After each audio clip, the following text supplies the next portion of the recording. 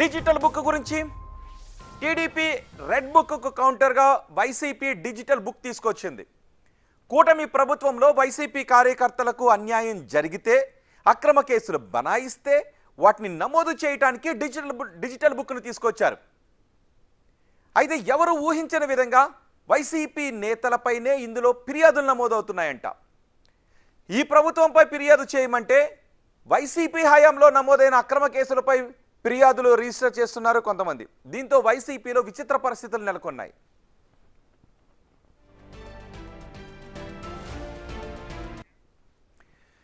YCP digital book యాప్లో మాజీ మంత్రి విడుదల రజనీపై నవతరం పార్టీ జాతీయ అధ్యక్షుడు రావు సుబ్రహ్మణ్యం ఫిర్యాదు చేశారు. 2022లో చిలకలూరిపేటలో తన పార్టీ ఆఫీస్, తన ఇల్లు, కారు పై మాజీ మంత్రి దాడి చేయించారని ఆరోపించారు. తగిన చర్యలు తీసుకోవాలని, న్యాయం చేయాలని డిజిటల్ బుక్లో ఫిర్యాదు చేశారు. ఈ విషయాన్ని సుబ్రహ్మణ్యం ప్రకటించారు. డిజిటల్ బుక్ యాప్లో విడుదల రజనీపై ఫిర్యాదు చేశాక వచ్చిన టికెట్ను కూడా చూపించారు ఆయన. ఈ ఫిర్యాదుపై స్పందించి తనకు న్యాయం చేస్తే జగన్ చెప్పినట్లుగా వైసీపీ కార్యకర్తలకు న్యాయం జరుగుతుందనే నమ్మకం కలుగుతుందన్నారు సుబ్రహ్మణ్యం.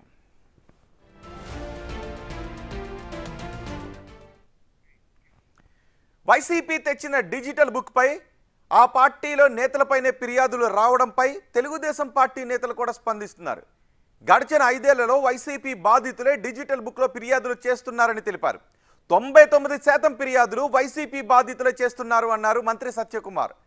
వైసీపీ ప్రారంభించిన డిజిటల్ బుక్ యాప్లో సొంత పార్టీకి చెందిన నేతలపైనే ఫిర్యాదులు రావడం ఏపీ రాజకీయాల్లో హాట్ టాపిక్గా మారింది. వీటిపై వైసీపీ ఎలా స్పందిస్తుందనేదే ఆసక్తికరంగా మారింది.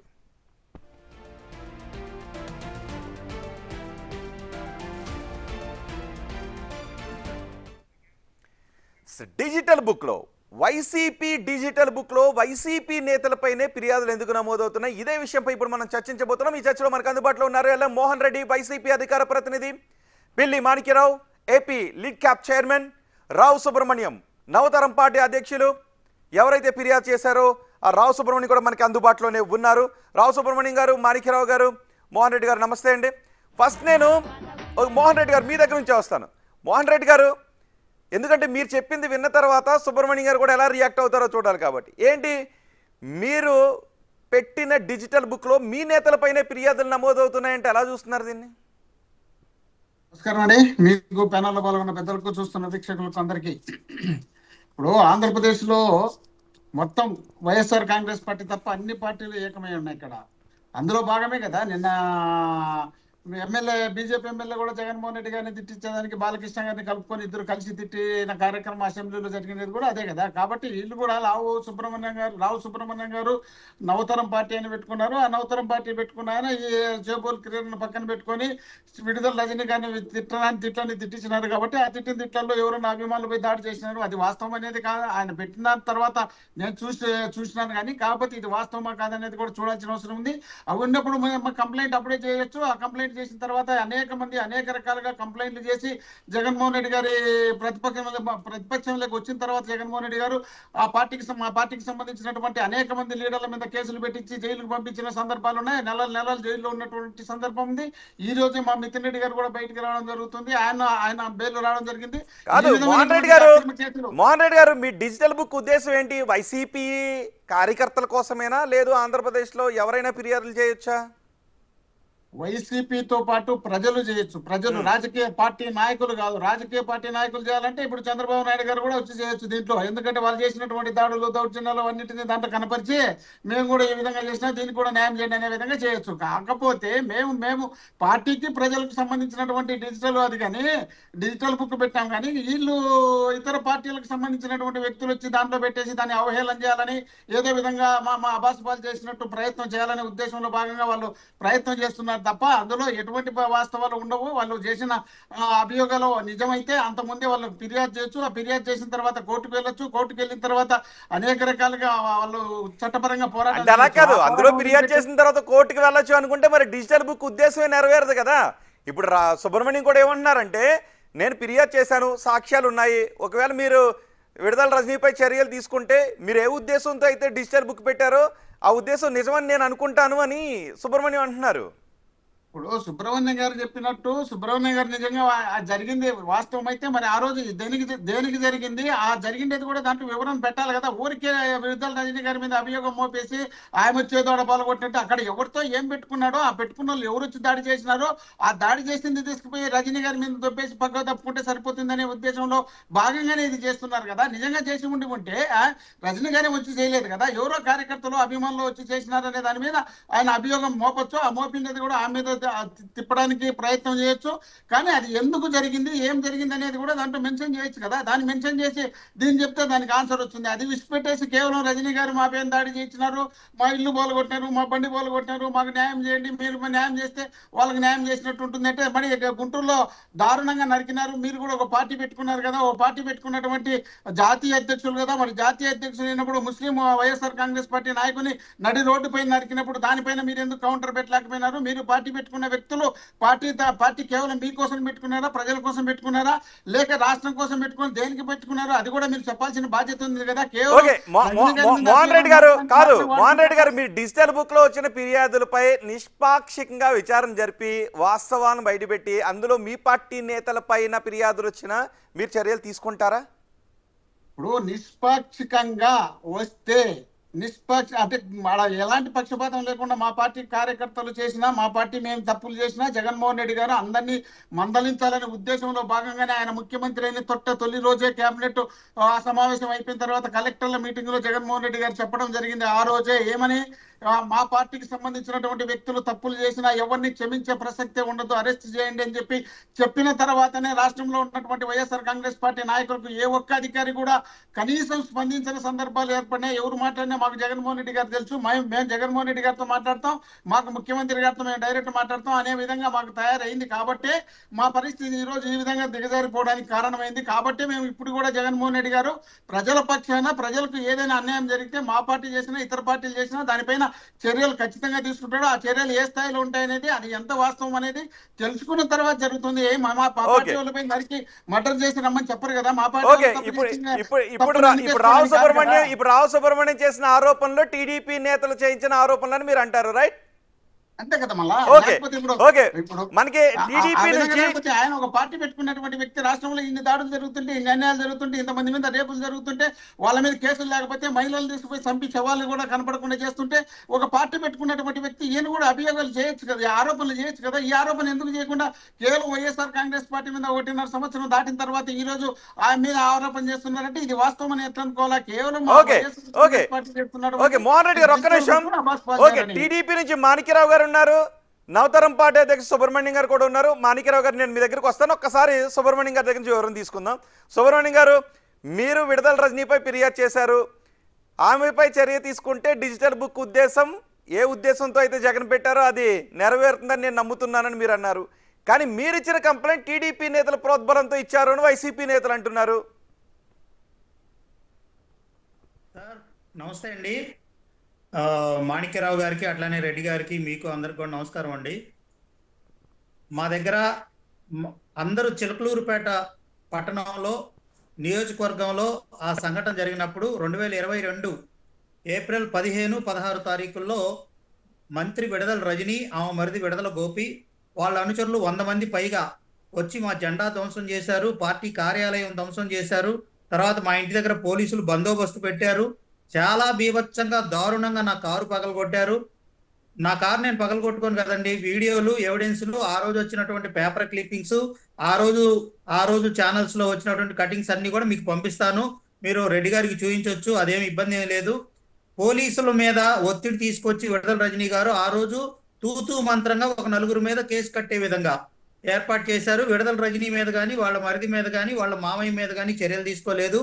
పూర్తిగా ఆమె మరిది నన్ను హత్య చేయడానికి 2021లో ఒకరోజు రేత్రిపూట మా ఇంటి దగ్గరికి రేత్రి వచ్చి తలుపు కొడితే ఆ రోజు కూడా పోలీసులు కంప్లైంట్ చేస్తే పోలీసులు రాగానే వీళ్ళందరూ పారిపోయారు.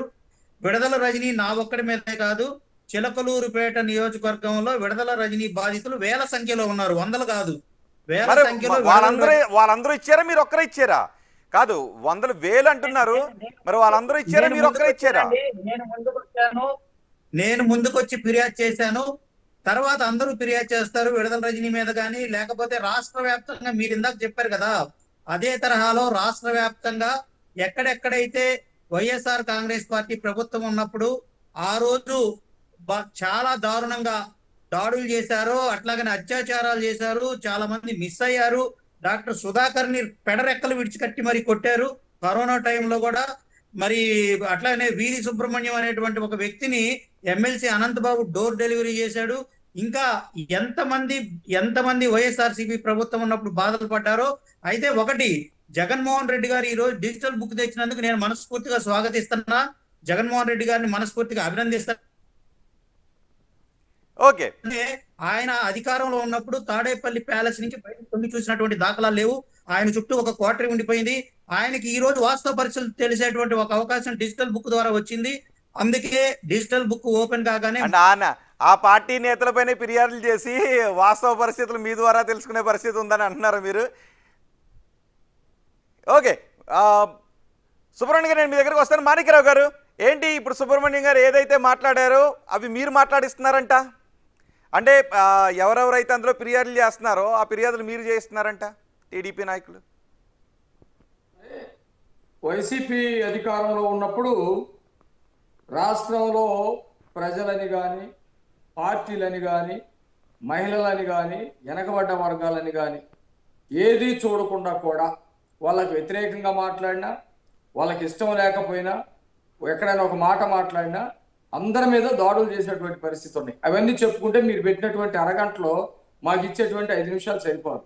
ఉదాహరణకి సుబ్రహ్మణ్యం గారు కూడా చెప్పాడు, దళితుల మీద దాడి చేశారు, బీసీల మీద దాడి చేశారు, బీసీలు గొంతులు కోసారు, బీసీలు ఆడపిల్లలను రేపు చేశారు, దళితుల ఆడపిల్లలను రేపు చేశారు,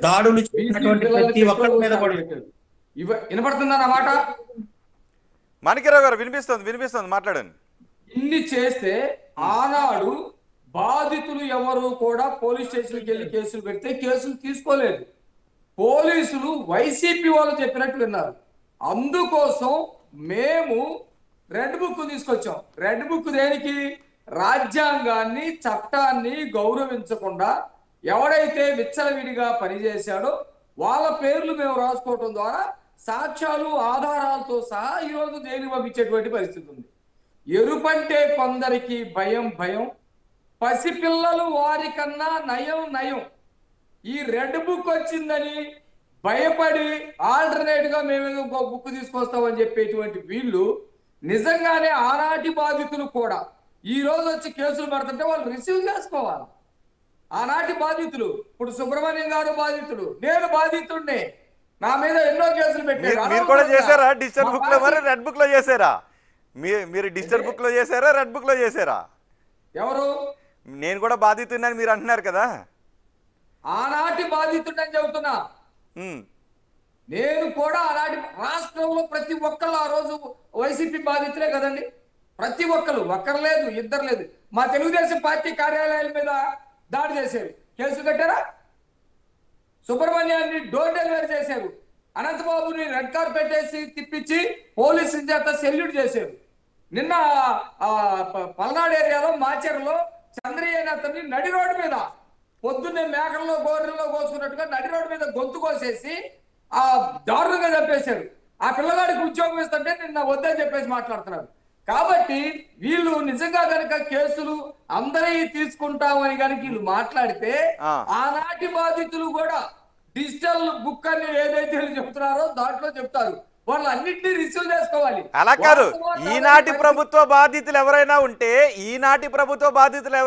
డిజిటల్ బుక్ లో కేసులు పెట్టండి అంటే మీరు ఆనాటి బాధితులు అంటూ తీసుకొచ్చి డిజిటల్ బుక్ లోకి చొప్పిస్తున్నారు అని వైసీపీ నాయకులు అంటున్నారు. అవునండి, వాళ్ళు పరిశీలన చేసుకోమని సంఘటన. ఇప్పుడు సుబ్రహ్మణ్యం గారి కేసే తీసుకుందాం. నా దగ్గర సీసీ కెమెరా ఫుటేజ్లు ఉన్నాయి అన్నాడు, ధ్వంసమైన కారు ఫోటోలు ఉన్నాయి అన్నాడు, తర్వాత అక్కడ చెల్లా చెదరగబడినటువంటి వస్తువులు ఉన్నాయి అన్నాడు. అవన్నీ సాక్ష్యాలే కదా. ఎఫ్ఐఆర్ ఉంది, పోలీసులు ఎవరు చర్యలు తీసుకోలేదన్నాడు, అవన్నీ సాక్ష్యాలే కదా. విడుదల రజనీ మీద కొన్ని వందల మంది అక్కడ ఎడవల్లి గ్రామంకి వెళ్ళండి, ఎడవల్లి భూములు, దళితుల భూములు మొత్తం కూడా లాక్కుంది. అక్కడ డబ్బులు ఇకపోతే ఫ్యాక్టరీల మీద దాడులు చేయించింది, అన్ని చేయించింది. ఒక విడుదల రజనీ అందరూ వైసీపీలో ఉన్నటువంటి ఆనాటి మంత్రులు గాని, ఆనాటి ఎమ్మెల్యేలు గాని, ఎమ్మెల్సీలు గాని అందరూ నేరస్తులుగానే ఉన్నారు కదా. లేకపోతే 11 సీట్లు ఎందుకు వచ్చినాయి? ప్రజలు Okay. కనుక కరెక్ట్ గా చేస్తుంటే 11 సీట్లు కాదు కదా, కనీసం Okay. మినిమం హోదాకు తగ్గట్టు 18-19 సీట్లలో వచ్చాయి కదా. Okay. అవి కూడా ఎందుకు రాలేదు? కాబట్టి వీళ్ళు డిజిటల్ బుక్ తీసుకురావడం అనేది ఒక పెద్ద హాస్యాస్పదం, పెద్ద క్యాబిడి. ఎందుకంటే ఆల్టర్నేటివ్ ఏదో తీసుకొచ్చామని చెప్పడం కోసం తప్ప రాష్ట్రంలో ఆనాటి బాధితులు చాలా మంది ఉన్నారు. ఈ రోజు ఎక్కడా కూడా మేము మా కార్యకర్తలు ఎవరైనా తొందరపడి మాట్లాడినా కానీ కేసులు కట్టిస్తున్నాం, జైలుకు పంపిస్తా ఉన్నాం. అది ఆ రోజు పరిస్థితి ఏంటి? దేవుళ్ళ మీద నుంచి పేదవాళ్ళ దాకా ప్రతి ఒక్కరి మీద దాడి జరిగింది కదా. మా ఆడపిల్లల దగ్గర నుంచి తల్లుల దాకా అందరూ వ్యక్తిగత హననానికి గురి చేశారు కదా. కాబట్టి ఈ రోజు వాళ్ళు చెప్పేటువంటి మాటలకి చేసేటువంటి అసలు డిజిటల్ బుక్ ఏంటంటే పెద్ద క్యాబినెట్ కాబట్టి హైదరాబాద్ నెంబర్ ఇచ్చారు. హైదరాబాద్ నెంబర్ ఎవరిదో అది బంగారం కొట్టోళ్ళదంట. ఆంధ్రప్రదేశ్ లో కూడా లేదు అది. ఆంధ్రప్రదేశ్ లో ఎవరన్నా నిజంగా బాధితులు దొరకని పరిస్థితిలో వాళ్ళు ఉన్నారు. అందుకనే హైదరాబాద్ నెంబర్ ఇచ్చినటువంటి పెద్ద క్యాబినెట్ కాబట్టి దాని గురించి మాట్లాడుకోవడం కూడా అవసరం లేదు. మోహన్ రెడ్డి గారు సుబ్రహ్మణ్యం గారు ఏం మాట్లాడారో చూశారు. మాకు సంబంధం లేదు, మేము ఎవరి చేతో మేము పనిగట్టిన ఫిర్యాదు చేయించాల్సిన అవసరం లేదు, వేల మంది బాధితులు ఉన్నారు, వాళ్ళే వచ్చి ఫిర్యాదు చేస్తున్నారు, మీ డిజిటల్ బుక్లు అని అంటున్నారు. ఇప్పుడు సుబ్రహ్మణ్యం గారు చెప్పేటప్పుడు మీకే అర్థమై ఉండాలి ఎంతో కొంతన్నా. ఎందుకంటే ఆయన మాట్లాడేప్పుడు కేవలం వైసీపీని టార్గెట్ పెట్టి మాట్లాడుతున్నారు తప్ప ఆంధ్రప్రదేశ్లో ఇప్పుడు జరుగుతున్నటువంటి పరిణామాలపైన ఏ మాత్రం మాట్లాడకుండా కేవలం వైఎస్ఆర్ కాంగ్రెస్ పార్టీ 2024 వరకు ఏం చేసింది అనే దానిపైన మాట్లాడుతున్నారు. ఆ విధంగా మాట్లాడాలనుకుంటే 97 చంద్రబాబు నాయుడు గారు ముఖ్యమంత్రిగా ఉన్నప్పుడు హైదరాబాద్ లో బాంబ్ బ్లాస్ట్ చేసి 47 మంది చనిపోయినారు. అనంతపురం జిల్లా ఇప్పుడు గత ప్రభుత్వాలు ఏం చేశాయన్నది కాదు మోహన్ రెడ్డి గారు, ఏ ప్రభుత్వాలు ఏం చేశాయన్నది కాదు. డిజిటల్ బుక్ రెడ్ బుక్ గురించి, digital book red book trending లో ఉన్నాయి మోహన్ రెడ్డి గారు. సో డిజిటల్ బుక్ లో సుబ్రహ్మణ్యం చేసిన ఫిర్యాదుపై మీరు ఏ విధంగా స్పందిస్తారు? నాపై దాడి జరిగింది, సాక్ష్యాలు ఇవ్వో అని ఆయన అంటున్నారు. మాణిక్యరావు గారు మాట్లాడినారు కదా, దానికి కూడా కొంచెం కౌంటర్ చెప్పాలి కదా. కాబట్టి నేను ఏమంటున్నానంటే వీళ్ళు ఖచ్చితంగా చేయదలుచుకుని ఉంటే మేమేదో చెప్తున్నారు ఏదో డాక్టర్ సుబ్రహ్మణ్యం గారు అని. డాక్టర్ సుబ్రహ్మణ్యం గారు కరోనా టైంలో ఆయన వచ్చి సీఎం గారిని డైరెక్ట్ గా తిట్టితే పోలీసులు ఆయనపై చర్య తీసుకున్నారు. ఒక్క నిమిషం ఉండదు. ఓకే, అర్థమైంది. డాక్టర్ సుధాకరే డాక్టర్ సుధాకర్ విశాఖపట్నము నాకు తెలుసు. సుధాకర్ గారు మాట్లాడేటండి గారు గీరు మళ్ళా పెడతాములే కానీ మీరు మాట్లాడారు పెద్దగా గారులని. ఆ విధంగా జరిగినటువంటి పరిణామాలు తీసుకొచ్చి ఈ విధంగా చెప్పుకుంటూ పోతున్నారు. అనంతపురం జిల్లా చెన్నై కొత్తపల్లి దగ్గర మొన్న 14 మంది దాదాపు 6 నెలలుగా రేప్ చేసి అమ్మాయిని కడుపు చేసి డెలివరీ చేసే పరిస్థితి తీసుకొచ్చినటువంటి వీళ్ళు కూడా నీతులు చెప్పుకుంటూ వస్తున్నారు. అదేవిధంగా మన నందికొట్కూరు నియోజకవర్గంలో ఆ ఊర్లో మొచ్చుమరిలో ఒక అమ్మాయిని తీసుకుపోయి రేప్ చేసి చంపి శవం లేకుండా చేసినారు. వీళ్ళు నీతులు చెప్పుకుంటున్నారు. గుంటూరు జిల్లాలోనే వైఎస్ఆర్ కాంగ్రెస్ పార్టీ నాయకులు చెప్పుకుంటా కూర్చుంటున్నారు. నిన్న మంగళగిరిలో అనేక ప్రాంతాల్లో శ్రీకాకుళం జిల్లా నుండి చిత్తూరు వరకు, అనంతపురం జిల్లా నుండి శ్రీకాకుళం వరకు అనేక ప్రాంతాల్లో వీళ్ళు చేయనటువంటి దోపిడీలు లేవు, వీళ్ళు చేయనటువంటి దౌర్జన్యాలు లేవు. కాదు మోహన్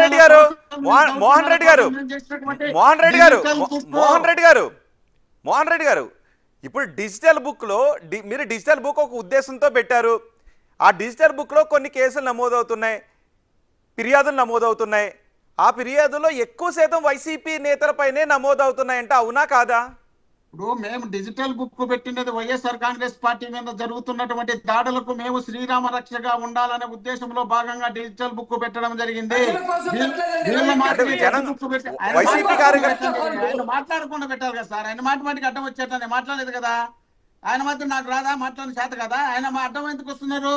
ఇప్పుడు వాళ్ళు డిజిటల్ బుక్ పెట్టింది దేనికి? ఎంతమంది రేప్ చేసినారు, ఎంతమంది మర్డర్ చేసినారు, ఎంతమందిని దౌర్జన్యం చేసినారు, ఎంతమందిని చంపితే మీకు అంత పెద్ద పోస్ట్ ఇచ్చాను, ఎన్ని కేసులు ఉంటే మీకు అంత పెద్ద పోస్ట్ ఇచ్చానని నారా లోకేష్ గారు చెప్పినట్టు జగన్మోహన్ రెడ్డి గారు చెప్పలేదు.